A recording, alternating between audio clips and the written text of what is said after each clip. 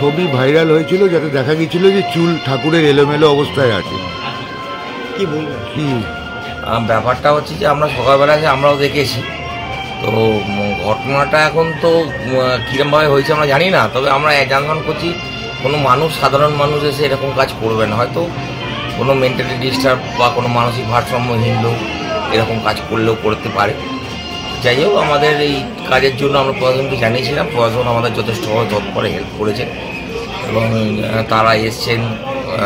Political আমাদের chairman সাহেব এসেছিলেন, থানা থেকে অনেক অফিসাররা এসছেন, ওনারা এসে জিনিসটাকে ঠিকঠাক করে এবং ওনারা যা যা করণীয় করেছেন, রাস্তাটা পুরো নো এন্ট্রি করে দিয়ে গেছেন এবং বলেছে যে আমরা সবসময় আছি পাশে, যখনই আমাদের দরকার পড়বে আপনারা বলবেন, আমরা নিশ্চয়ই ব্যবস্থা নেব।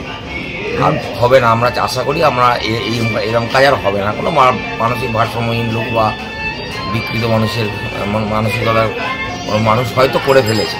এমনি চুরির কোনো ঘটনা ঘটেনি তো? না, সেই বলতে কিছু চুরি ফুরি হয়নি, যেগুলো ছিল ঠিকই আছে, ওসব কোনো ব্যাপার না। চুরি ফুলগুলো একটু এদিক ওদিক সব করে দিয়েছিল, কিছু সেগুলো সব ঠিকঠাকই আছে। ওটা নিয়ে আমরা ওটা কিছু করছি।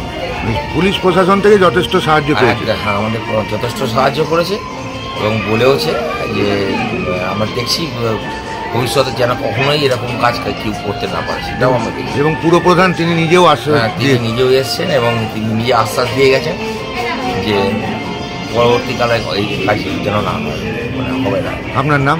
আমার নাম দেবব্রত শর্মা। আপনি ক্লাবের সম্পাদক?